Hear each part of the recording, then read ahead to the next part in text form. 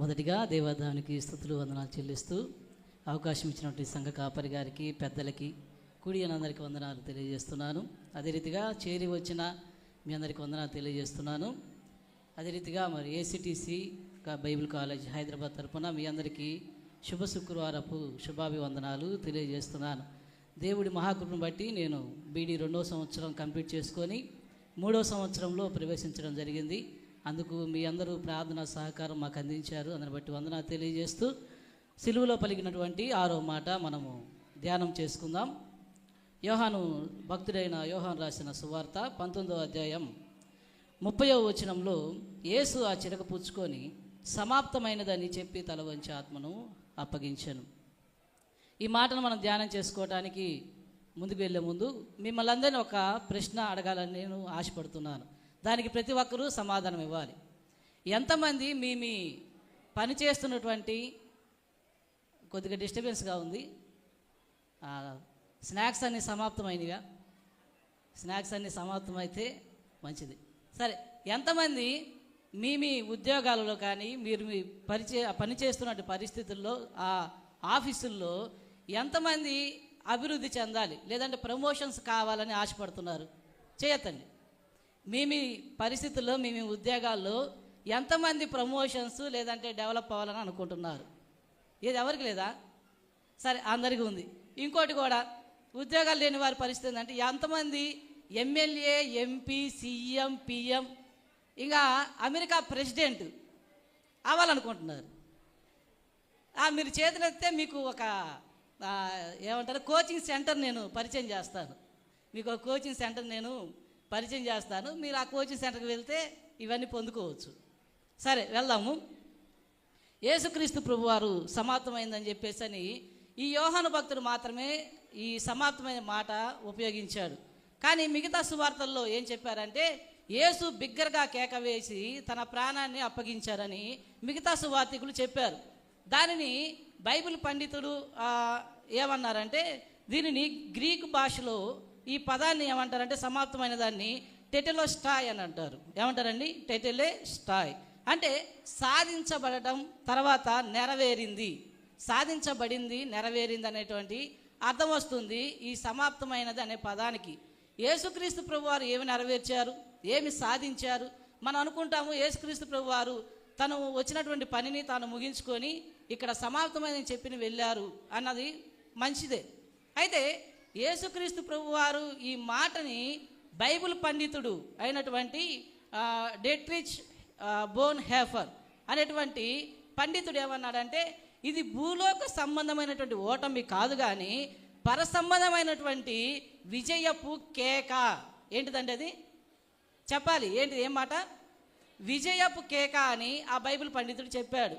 ఎందుకు యేసుక్రీస్తు ప్రభువారు ఆ శిలువలో మరణానికి సంభవించిన పరిస్థితుల్లో అంత పెద్దగా విజయపు కేక ఎందుకు వేయాల్సి వచ్చింది అనేది మనం గమనిస్తే యేసుక్రీస్తు ప్రభువారు ఈ లోకానికి వచ్చింది ఎందుకయ్యా అంటే నిత్య జీవాన్ని ఇవ్వటానికి, రక్షించడానికి అని ప్రభువారు చెప్పారు. అదే రీతిగా ఏమన్నారంటే నేను నశించిన దాన్ని వెదకి రక్షించడానికి వచ్చానని ప్రభువారు అన్నారు. ఏమి నశించిపోయింది, ఏమి ఆయన వెదకి వచ్చారు, ఏ విధంగా ఇచ్చారు అనేది నేను చాలా క్లుప్తంగానే చెప్తాను. ఏమి నశించిపోయిందంటే దేవాది దేవుడు మానవుణ్ణి తన పోలిక చొప్పున చేసుకున్నాడు. ఎందుకంటే తనతో కలిసి సంతోషించాలని, తనతో కలిసి ఆనందించాలని దేవాదేవుడు మానవుని చేసుకొని ఏదైనా తోటలో ఆ విధంగా సహవాసం కలిగి ప్రేమించాడు మానవుణ్ణి. ఆయనతో అన్యోన్యమైనటువంటి సంబంధాన్ని, ఆయన ఆత్మీయమైన సంబంధాన్ని ఆయన ఏర్పాటు చేసుకున్నాడు. ఎంతో సంతోషించాడు మానవునితో సంభాషించడానికి. ఆయన ఎంతగానో ఆనందపడ్డాడు. అటువంటి మానవుడు ఏం చేశాడంటే ఆయన ఆజ్ఞను మరిచి పాపం చేశారు. పాపం చేయడం వల్ల మానవుడు ఏమైపోయాడంటే అపవిత్రుడయ్యాడు. దేవాది దేవుడు మన సృష్టికర్త, ఆయన పరిశుద్ధుడు. పరిశుద్ధుడైనటువంటి దేవుడి దగ్గరికి అపరిశుద్ధుడైనటువంటి మానవుడు చేరుకోవడం అసాధ్యం. అంతవరకు కలిసి ఉన్నటువంటి మానవుడు ఎప్పుడైతే పాపం చేశాడో అక్కడి నుంచి విడిపోయి అపరిశుద్ధుడిగా అయిపోయాడు, పాపాత్ముడిగా అయిపోయాడు. ఇప్పుడు ఆ తెగిపోయినటువంటి ఆ బంధాన్ని, తెగిపోయినటువంటి ఆ ప్రేమ బంధాన్ని కలపటానికి యేసుక్రీస్తు ప్రభువారు వచ్చారు. దేవాది దేవుడు ఏం చేశాడంటే పాత నిబంధనలో ఈ ప్రేమ బంధాన్ని మరలా తిరిగి దాన్ని కలపటానికి ఏం చేశాడంటే ఆ దేవాలయంలో యాజకులను ఏర్పాటు చేశారు. మీరు ఎవరైతే పాపం చేస్తారో వారు వచ్చి అక్కడ బలులు అర్పించండి, మీ పాపం పోతుంది అని. కానీ మానవుడు తన తప్పుని చేస్తూ చేస్తూ ఇంకా పీక్స్కి వెళ్ళిపోయాడు. కానీ పాప క్షమాపణ కానీ మారు మనసు కానీ లేకుండా వెళ్ళిపోయింది. అందుకే యేసుక్రీస్తు ప్రభువారు ఈ మాట పలికినప్పుడు ఏం జరిగిందో మనం చూస్తే మత్తయి సువార్త 27:51 ఏమనుంటుందంటే, అతి పరిశుద్ధ స్థలంలో ఉన్నటువంటి దేవాలయపు తెర చినిగిపోవటం మనం చూస్తాం.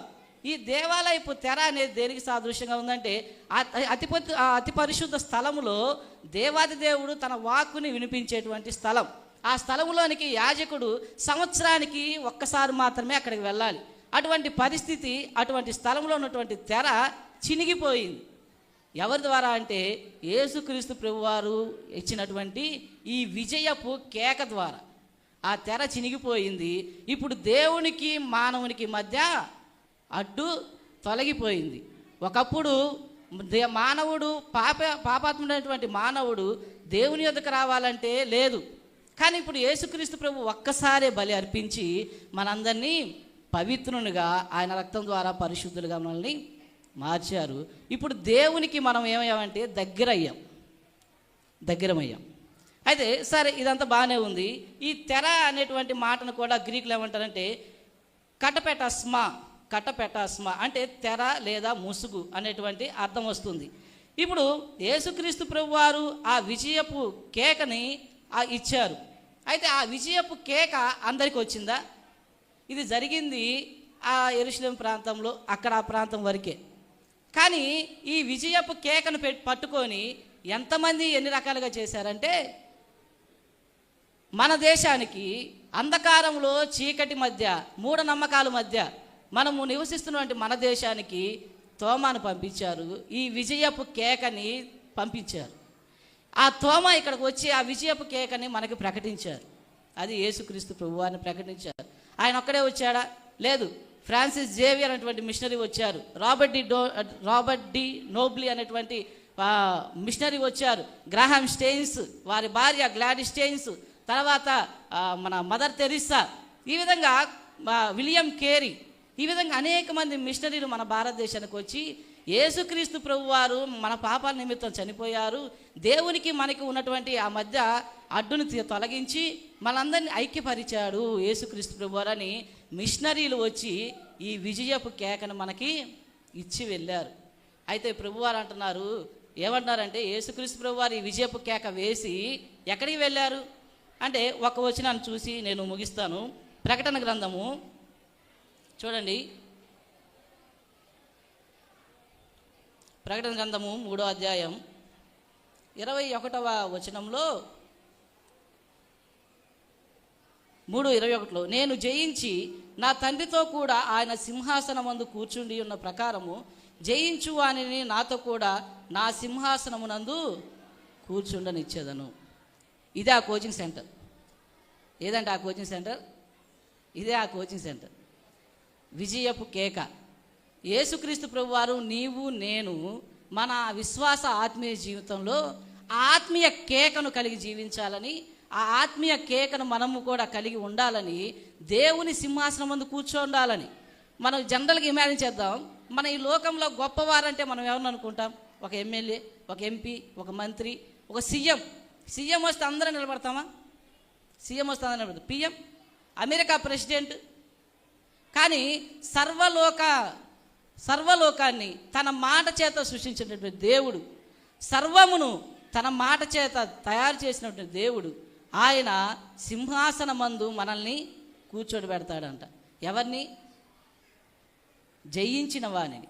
ఎవరైతే ఆ విజయపు కేక మన జీవితాల్లో మనం కలిగి ఉంటామో వారిని దేవుడు ఎక్కడ కూర్చోబెడతా ఉన్నాడు? సింహాసనం. భూమి ఆయన పాదపీఠం. మనం ఈ లోకంలో ఉన్నటువంటి అధికారులు నాలాగా జయాన్ని పొందుకోవాలి. నేను ఏ విధంగా వెలుగులో నడిచానో ఆ విధంగా మీరు ఆ వెలుగులో నడిస్తే ఈ విజయాన్ని పొందుకుంటారు. అదంతా ఈజీగా వస్తుందా అంటే యేసుక్రీస్తు ప్రభువారి మార్గంలో మనం నడవాలి. అప్పుడు మనం ఆ విజయాన్ని పొందుకుంటే సింహాసనం మందు మనం కూర్చోగలుగుతాం. కాబట్టి దేవుడు మనల్ని ఆ సింహాసనం మీద కూర్చున్నటువంటి భాగ్యం, అటువంటి ధన్యత దేవుడు మనందరికీ అనుగ్రహించాలని తెలియజేస్తే ఈ మాటలు ముగిస్తున్నాను. Thank you. Thank you Naveen. చెప్పబడిన వాక్యం నిమిత్తం, ధ్యానం నిమిత్తం చిన్న క్లుప్త ప్రార్థన చేసుకుందాం. శ్రీమతి మంద